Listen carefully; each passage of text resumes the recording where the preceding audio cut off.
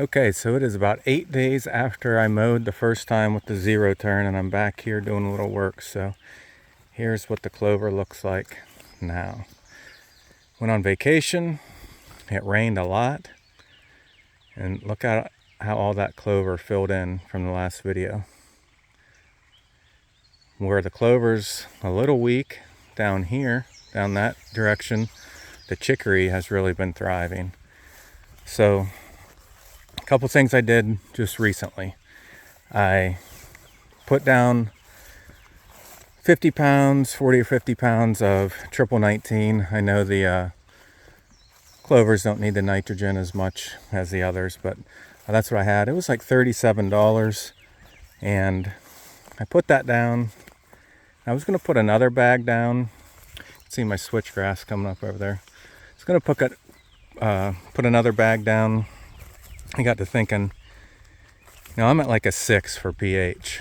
And if you've ever seen those charts where it tells you how much your plants can uptake nutrients, and the fertilizer you put on there based on the pH, you can see that if it's below 7, it's a lot less available for the plants to use, although you put it down. So I was like, you know what? I bet if I lime this, I'd probably be better off getting that closer to a 7 than putting that extra bag of fertilizer down. Not that I won't do that later on in the season. So that's what I did. I put down 6 bags, 40 pounds, 240 pounds of pellet lime down on this. I just used a bag spreader today. I'm gonna mow it again. If I'll get down low here. You can see I have some grasses in here coming up. So just starting to rain, but I'm gonna sneak back here with the zero turn before I go back to work tomorrow. Also, I'm gonna put out some more minerals. They've been liking the minerals. I just use a cattle mineral mixed with some salt for cattle, and they really like that.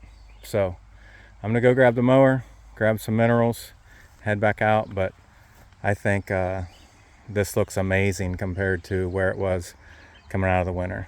And if you remember, if you see my prior videos, this was all frost seeded into a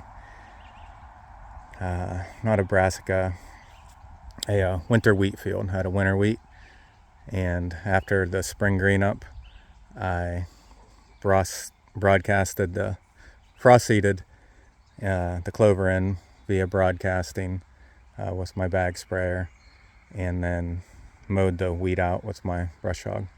This is the end result. So we'll come back after I fill up the minerals and cut this one more time. Well, it's almost 1 month later from that last video clip you watched. It's the end of the first week in August, and that was beginning of July when I had mowed it last. I hadn't looked at it since then.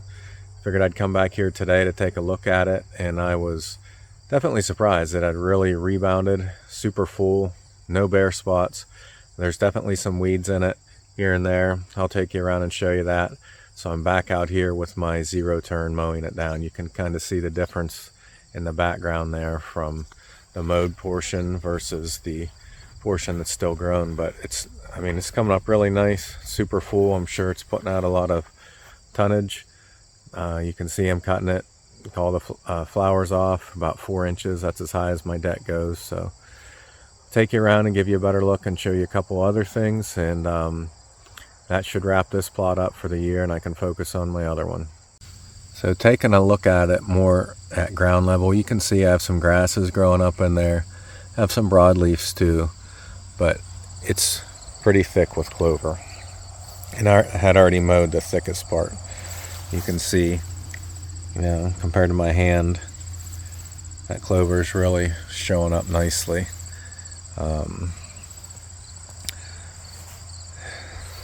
This is the portion that was cut already. It's about half of it. This whole plot is about a half an acre. There's my switchgrass on the edge. That's come up nicely since the last video. And I have my mock scrape pole.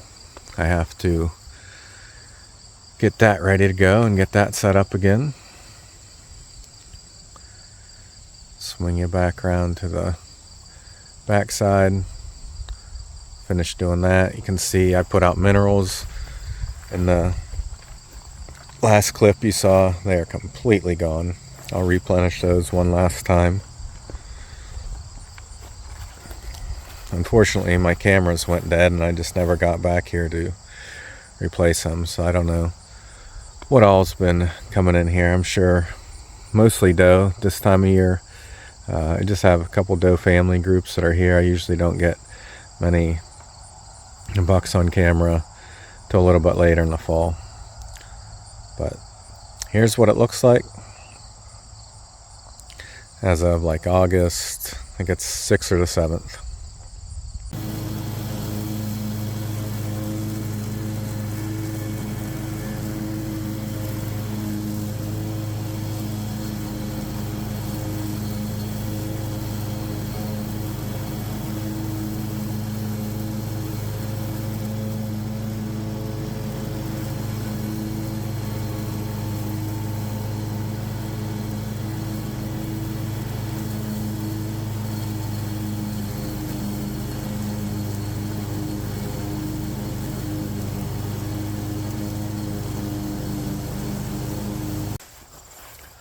One last thing I wanted to show you before I went. I have probably 30 giant ornamental grasses that I planted throughout the years at my house.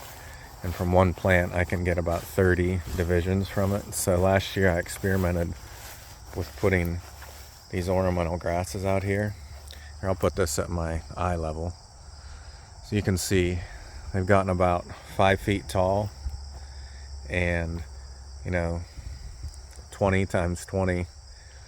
I could get a lot of those and plant them for screening. And it's not miscanthus, or at least not the giant miscanthus grass, but I think it would work great for screening. So it'll work. They're a real pain to dig up out of the ground. They don't have real deep roots, but they're just hard to get out of the ground. So I'll probably work on that this fall and transplant some of those.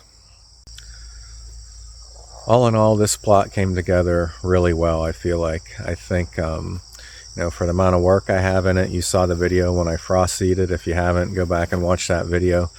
But I frost seeded all this in. It was winter rye last year. And I got all this from frost seeding and then overseeding a little bit in the spring. And I did that primarily because if you see on my other videos, I'm working on a 11-acre piece of property that I have, and that's taken all of my time this year. So I just wanted something that I could throw out, frost seed, and get some benefit from. I really haven't experimented a whole lot with clover, so I want to see how it would do. Now I could definitely put some different chemicals on here. I could put clefidem down, or 2,4-DB. Actually, I have chicory in here, so I don't want to do that. But I'm just going to mow it this year. I'm going to mow it for weed control this year, and we'll see how that works. And then next year, I'm going to keep it clover.